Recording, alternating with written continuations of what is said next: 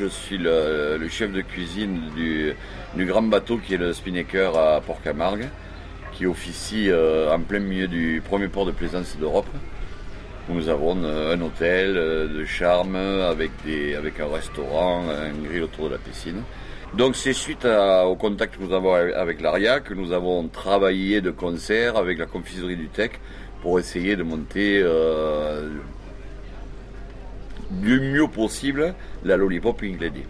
L'ARIA moi je trouve, fait un bon boulot sur tout ce qui est développement des produits, surtout dans notre région. Et l'ARIA est là pour avec son statut, sa puissance de communication, faire quelque chose qui peut être très intéressant pour toute la région. Alors l'élaboration de la recette, on est parti d'un principe un petit peu simple.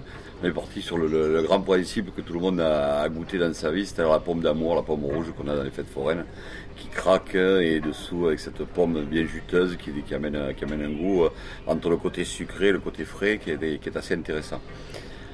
Après, on est parti sur des contraintes un petit peu plus industrielles parce qu'il faut retransposer ça sur quelque chose qui peut être fabriqué entre guillemets en grand nombre pour essayer de développer ce goût tout en ayant le côté fruit agréable de la Pink Lady. Donc ça, c'est le côté assez intéressant.